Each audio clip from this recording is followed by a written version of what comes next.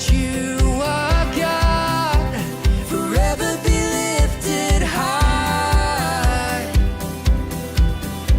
The one who holds the universe and every beating heart across the earth. Jesus be lifted high. You are alive. I'm living in the light of my Savior, dancing in the arms of forever. I'm singing like I'm walking on water. You are alive, alive in me. I give my life to follow, 'cause your love is all I want now. You are alive. You are alive, alive in me.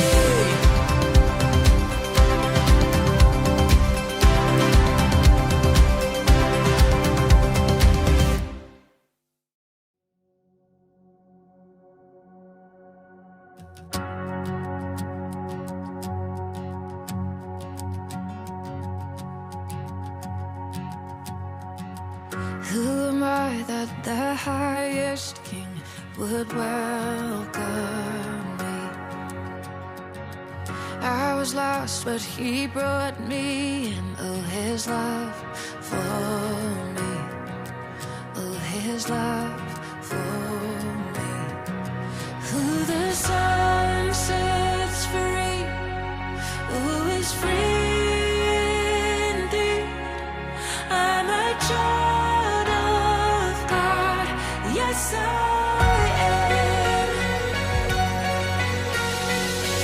Free at last, he has ransomed me. His grace runs deep. While I was a slave to sin, Jesus died for me. Yes, he died for me. Who the sun sets free, who is free indeed. I'm a child of God, yes I am. In my Father's house, there's a place for me. I'm a child of God, yes I am. I am chosen, not forsaken. I am who you say I am. You are for me, not against me. I am who you say I am. I am chosen, not forsaken. I am who you say I am. You are for me, not against me. I am who you say I am. I am who you say I am. Who the sun sets free, oh, is free indeed. I'm a child of God, yes I am. In my Father's house, there's a place for me. I'm a child of God, yes I am. In my Father's house, there's a place for me. I'm a child of God, yes I am.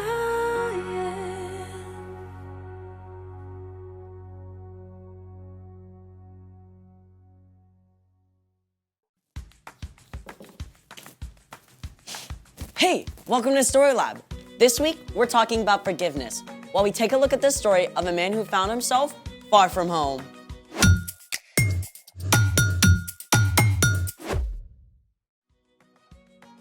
Hey, I'm Skylar. And I'm Sebastian, We're talking about forgiveness. which is deciding that someone who has wronged you doesn't have to pay. What's that? I thought I tried my hand at a little sketch for today's show. Can I see it? It's not good. Please, please, please, please. I mean, It looked really good from what I saw. Can I see it? okay. The pig is really cute. I like it. Can I have it back? Yeah, of course. Oh no! I am so sorry. Great. Thanks. Okay. What are you doing? It's ruined. No, you can totally save that. Make it into something cool. You have to say that because you messed it up. No, lots of great artists make big mistakes and use them in their artwork. Really? For sure. In fact, I know one of them. Her name is Whitney, and we're gonna talk to her. Right now. Did you plan this? Happy accident. Hey, Whitney, come on in.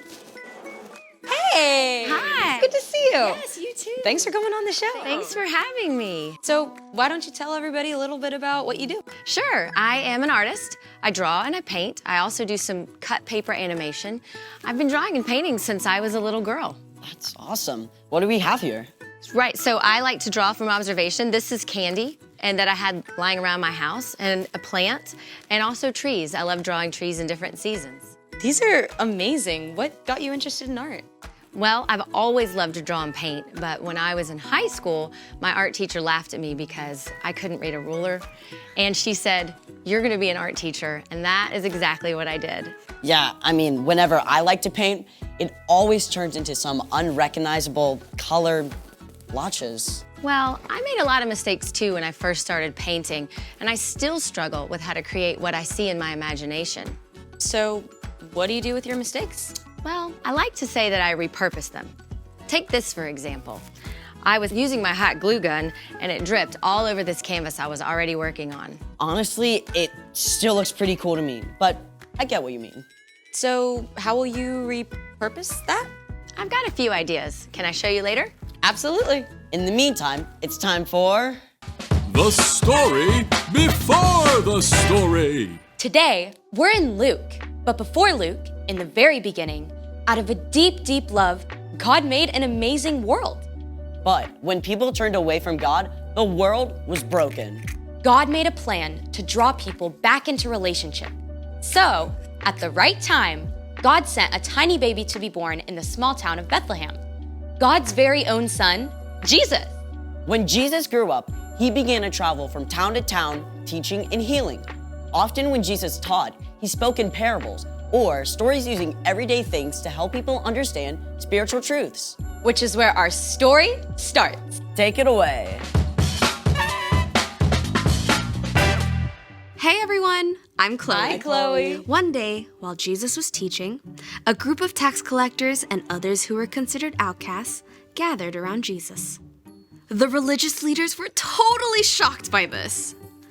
This man welcomes sinners and riffraff. He even eats with them. Jesus turned to the leaders and invited them to listen too. He spoke to them in parables, or stories, one about a lost sheep and one about a lost coin. The third story was about a lost son. There once was a wealthy man who had 2 sons. The youngest son was totally fed up with living at home. He hated having to do what his dad said and trying to live up to his perfect big brother. So, he did something extreme. Give me my share of all your money. Now, this was really rude, but it's even worse than you might think. Usually, family money would only be passed on to children after the father died. So it's like the younger son was saying he wished his father was dead.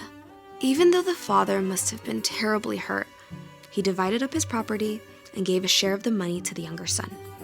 I'm in the money. Woohoo, the sky is sunny. The younger son took off for a faraway country. When he arrived, he started spending money like it was water. Fine clothes, awesome food, wild parties. The younger son lived it up, big time. But you can guess what happened. The money ran out. And right about that time, a famine hit. It was hard to find food, even if you did have money. The younger son was stuck, so he went to work for a pig farmer. The younger son was so desperate, he actually wanted to eat the disgusting pig scraps.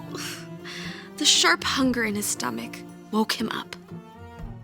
At home, My father's servants have more than enough food to eat, but I'm dying from hunger. The younger son started to form a plan. I'll go home to my father. I'll say to him, Father, I have sinned against heaven, and I have sinned against you. I am no longer fit to be called your son. Make me like one of your hired servants. Yeah, that's it. So the younger son set off for home. He was tired and weak, and the journey seemed to take forever.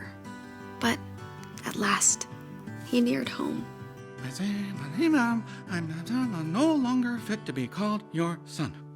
But while the son was still a long way off, his father saw him.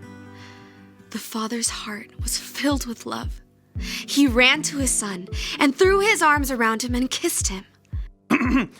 Father, I have sinned against heaven and against you. I am no longer fit to be called your son. But the father called out to the servants. Quick! Bring the best robe and put it on him. Put a ring on his finger and sandals on his feet. Bring the fattest calf and kill it. Let's have a feast and celebrate. This son of mine was dead, and now he is alive again. He was lost, and now he is found. In no time at all, the younger son was dressed in fresh clothes instead of rags, and found himself the guest of honor at a feast. His head must have been spinning. But meantime, we can't forget the older brother. The whole time his kid brother was out living wild and wasting money, the older brother was working hard for their father. The older brother had been out in the field all day, so when he came home to the sounds of music and dancing, he was shocked. He called one of the servants. What's going on? Haven't you heard?